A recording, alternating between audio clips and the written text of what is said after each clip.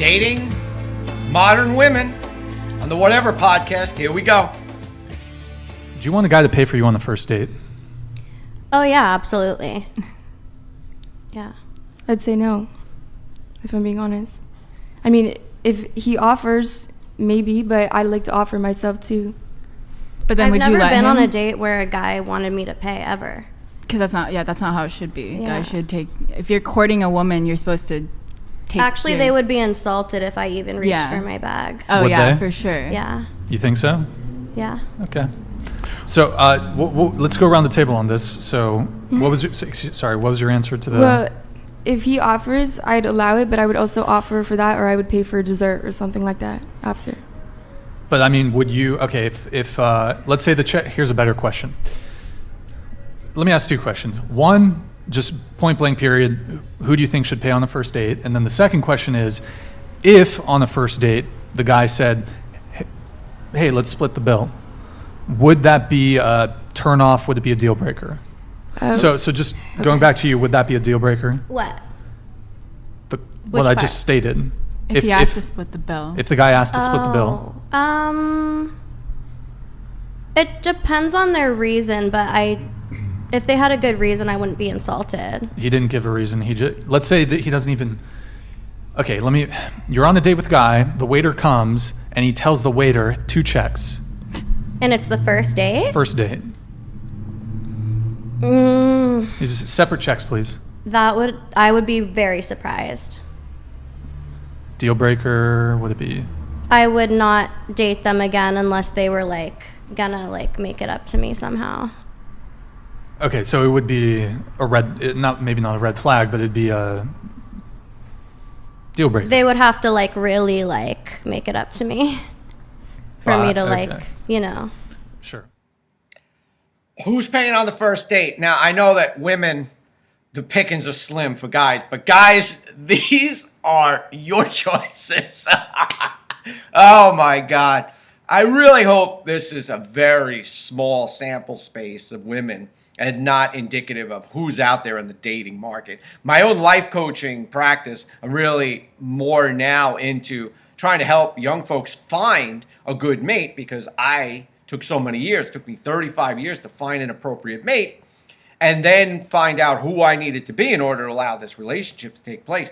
I know that my spouse is nothing like these women. These women are, would I allow him to pay? And he'd have to make it up to me. What? Who are these people? First of all, none of them are terribly attractive. I'm certainly not going to be on the front page of Vogue magazine myself. I won't be doing any, facial modeling anytime soon. But these gals are just ugly at the core. What is this gal talking about? She would allow it. How about she just says, hey, listen, let me pay, or let me put in, and no guy's going to get mad or upset if a woman's going to take out her wallet and look to pay for half the meal. Matter of fact, with some of the gals that I work with in my life coaching practice, I say, listen, if you don't like the guy that you're going out with after that first date, then you come out and you pay half the bill and say, listen, I really enjoyed meeting you. I just don't see that it's going to work. Let me pay half the bill. At least give him the option out.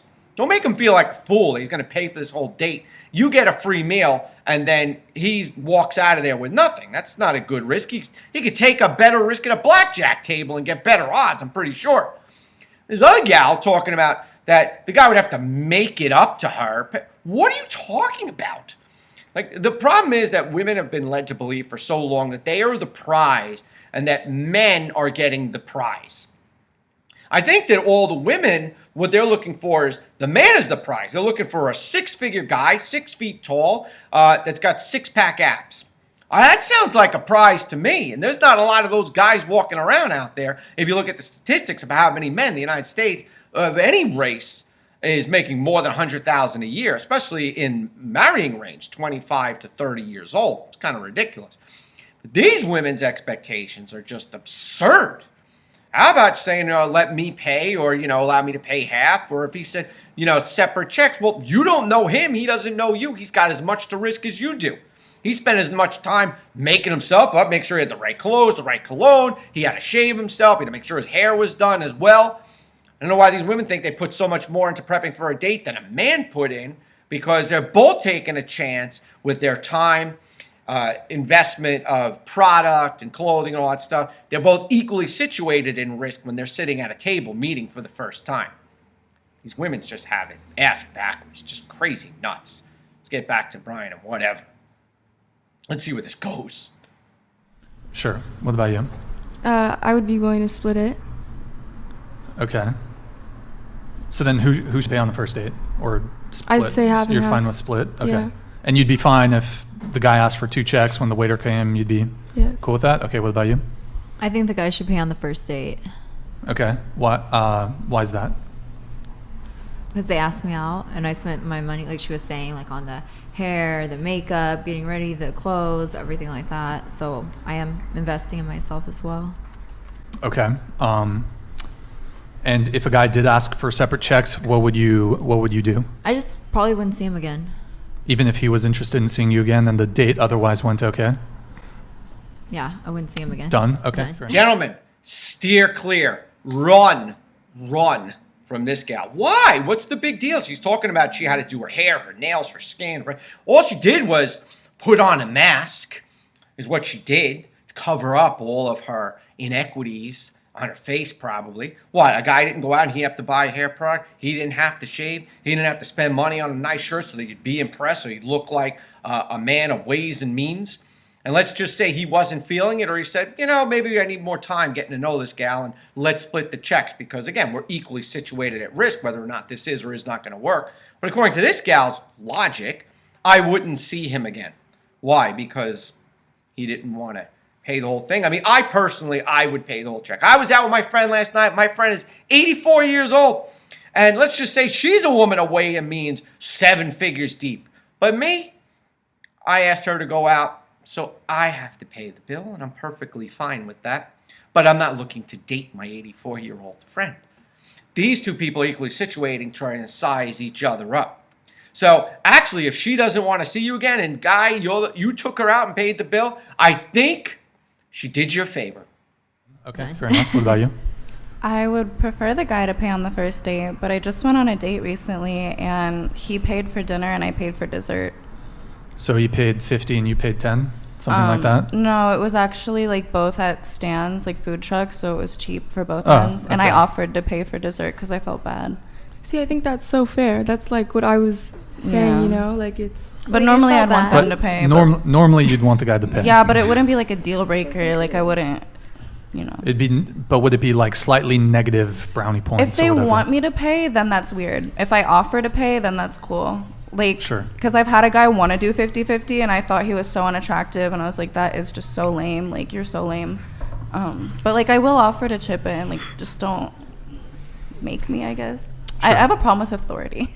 Here you go. The modern woman. I have a problem with authority. Yeah, because they want to be equally situated, right? And men and women are not equally situated. We take the more dangerous jobs. We work longer hours. We take more risks in our lives. And there are women that do it also. But by and large, women don't take those kinds of dangerous jobs. They take jobs that are interesting with respect to things that they do that work with people. Men take things that are interesting in terms of things, science, technology, electronics, mathematics, things like that, engineering. So we take more dangerous jobs. So we take greater risks in our jobs, and those greater risks in jobs, they come with greater paychecks. We put in longer hours. We don't vacation. We ask for bigger raises. So this gal feels like she's equally situated with a man, which is ridiculous. And then we'll get mad if he says, would you like to pay half the bill? I'm sure and then all of a sudden, if he's asking that, now all of a sudden he's lame. Now he's not attractive. So if you didn't find him attractive, what are you doing out on a date with him? And then if you find him unattractive and he's lame, why are you expecting him to pay the whole bill then? Why don't you just then say, I'm not interested, I'm going to pay half the bill and I'm going to go? And if she says she does not like to be told what to do because she rejects authority, well, listen, when you're in a relationship, there's somebody in charge. And biologically, typically, usually, that's the man.